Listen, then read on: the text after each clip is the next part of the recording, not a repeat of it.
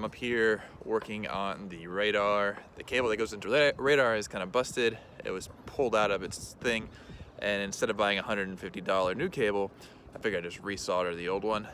So I'm up the mast, halfway up to the spreader level, and figure I'd give you a glimpse. I can't show you the whole thing because I need all my hands up here, but I'll show you a little bit.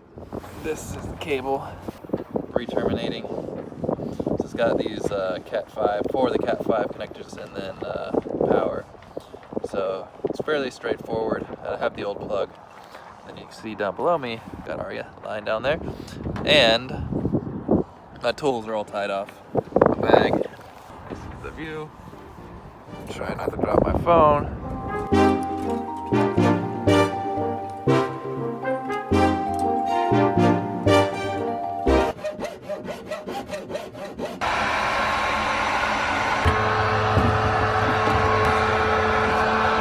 But our holding tank is plumbed and ready to go. Right here, this is the vent line that vents and goes out. This is the pump out line. And this is the discharge line that goes right there. And this is from the toilet line, so that runs down and then through back there into the toilet. One of our design choices for our toilet was for it to use fresh water instead of salt water for flushing. But I wanted the option to use gray water from, say, the shower or the bathroom sink to use that for flushing too, so we can basically use our fresh water twice. So this is a gray water tank that we built that the toilet pulls its water from for flushing. So what are you doing, Ryan? I am glassing the gray water tank, and I just finished glassing the top of the shower. Man, very exciting. Our lithium-ion batteries came in the mail finally. I figured we'd do a little bit of an unboxing because they're so expensive and they're such a huge integral part of getting us up and running again. They're not that heavy, and that's to be expected, but it's just kind of surprising to see that in person. And there they are. Glad they come with these bolts. Yeah, they're skinny. It's good. So we got 6 of them. That's a 600 amp hour bank.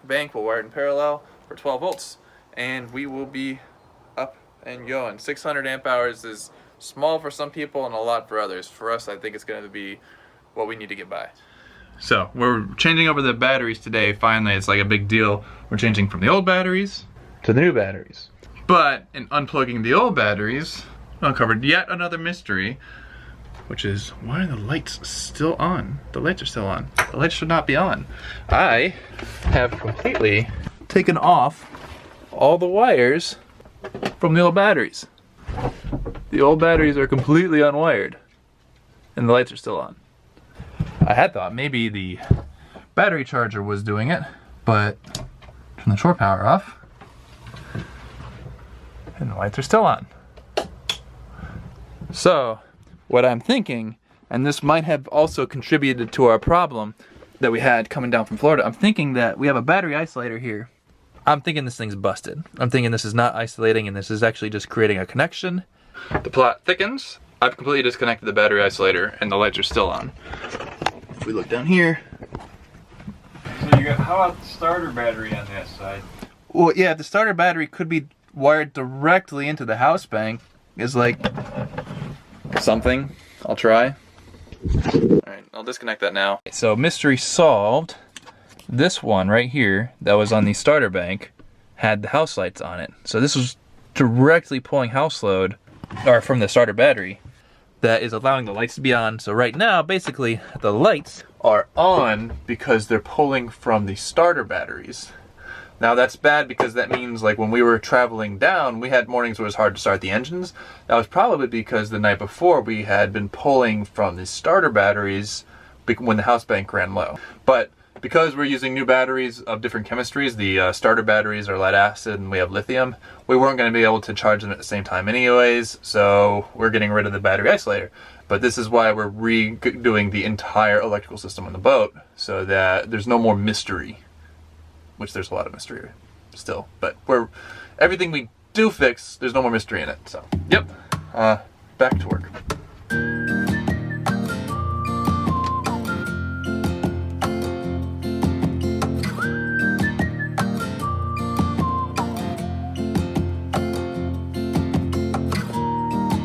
bench is done. Good thing we got a short name, not some super long.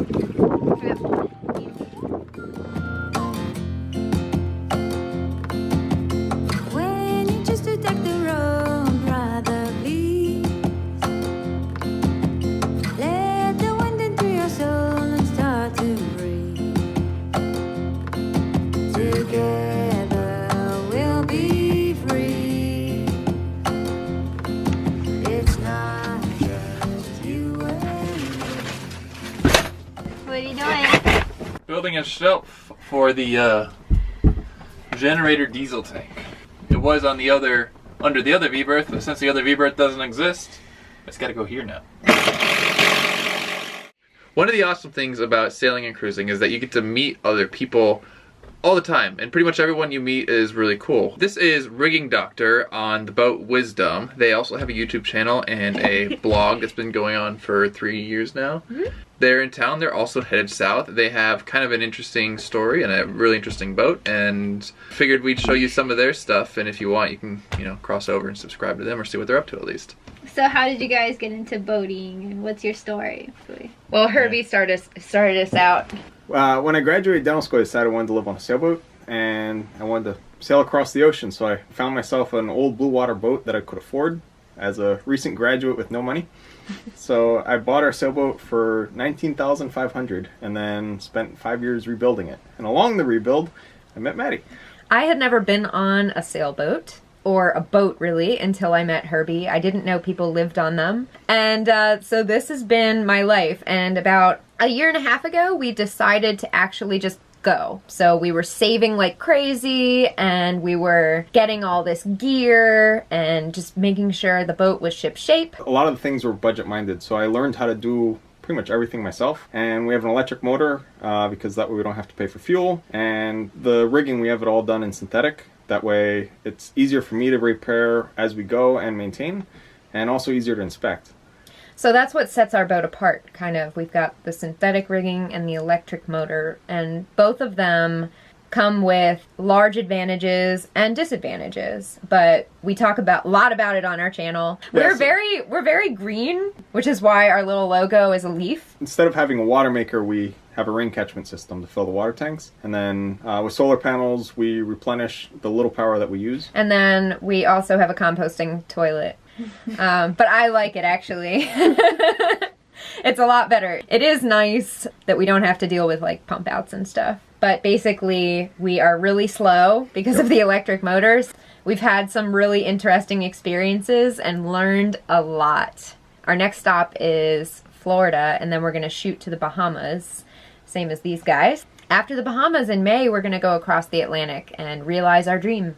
We've decided that our biggest enemy is a time limit, so we've eliminated that. Yep. And we are just going with the flow, quite literally. Yeah, when the winds are good is when we leave, and we get there whenever we make it there. Yeah.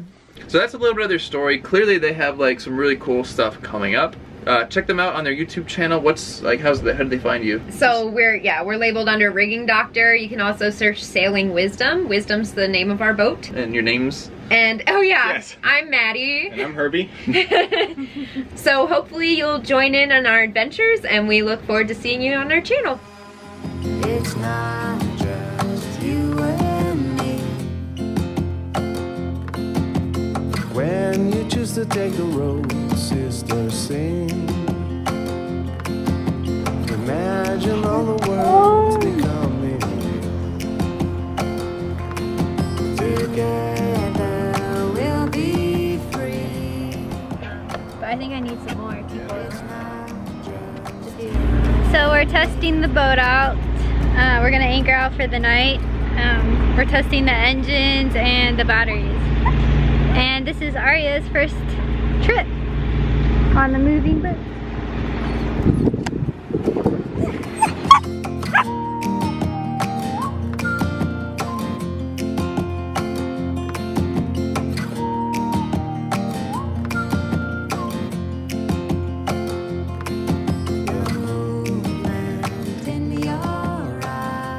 So we did a test night of anchoring out, and all things went pretty well. The windlass acts up a little bit. I think we need to tighten it up, and we got a few things to tweak and fix, but nothing major went wrong, which is great. Before long, I think we're going to be kind of ready to start enjoying the boat as a boat. The wind shifted, and we became very exposed late in the night, so we had waves crashing onto the boat, crashing into the bridge deck, and rocking the boat. So it was kind of a bit much for sound sleeping, but we still were able to sleep through it. Yeah? Aria seems pretty okay with the boat. She's still figuring it out, but she's not freaked out. What do you think, Aria? Our radar works! The curve right here, and the curve right there. There's dolphins ahead. So what are you doing, Ryan? I'm building the ledge for the shower. Well, I'm building the back wall that will be the shower. This is the ledge right here. I'm just securing it. This is an access panel that will kind of sit here, support this ledge, and kind of just, we'll be able to get into it when we want. Then we have a shower. This is just a base plate, but the shower plate's going to go like right about here-ish, and there's going to be a kind of a column of wood running up, and you can see the shower head's going to be coming out there. So once we do the woodwork and seal it all with epoxy, and then we'll probably just put gel coat on it for the paint, and then we're going to put walls up here and here, and then we'll have a functional shower. It's getting exciting. Yay. Because of the shape of the hole, we were unable to find any shower pan that fit exactly how we wanted it to, so I ended up building our shower pan for our standing shower in what was the V-berth. The design that I ended up going with has a lid and a base. This way we can always pop open the lid portion to access the space underneath of the shower pan. That way it's not completely closed off to us. I built it out of marine ply, fiberglass, and gel coat. So Ryan's fixing shabby. This dinghy leaks from every single pontoon, but the starboard aft pontoon was really bad, and we used this new skin stuff from West Marine, and it really worked on, like, we pumped all these pontoons up at the same time. You see this one, and you see this one. So that one's definitely fixed thanks to this stuff. Since we're going soon, we need our dinghy to be functional. Every time you fill up the dinghy, you then have to add wear and tear necessarily to the valves. You're eventually going to lose a valve, and then you get a real problem. So How do you know where to put that stuff? well, I just know from the other one that where you can see the cloth coming through. Okay. That's where it has little pinholes. It's not a big leak; it's pinhole leaks, but they will.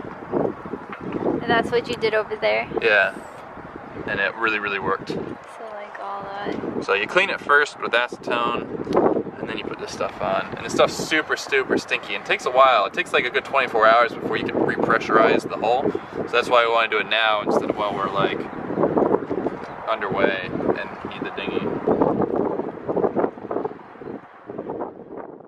The time we paid for at the marina was running out, and we decided that we were going to go ahead and leave no matter what. As part of that, we wanted to take my parents and our friends out for a day sail and to have my parents stay with us overnight for an anchoring so that they could experience the boat in some capacity other than just working on it. They brought their dogs on board, so Aria had some company. So we took a nice day sail out of Charleston and then anchored for the night. And we just took it easy as the last thing we did before heading south to St. Augustine to have the boat hauled out to do some more work on the boat where it needed to be out of the water to have the work done. And our journey to St. Augustine will be in the next video. That's it for this video. Please like and subscribe. Follow us on Instagram. The link is below if you haven't already. And we also have a Facebook page. You can check that out. The link is also below. If you'd like to support our channel or want to see our real-time tracking, consider supporting us on Patreon. The link is below. Thanks for watching. We'll see you in the next video.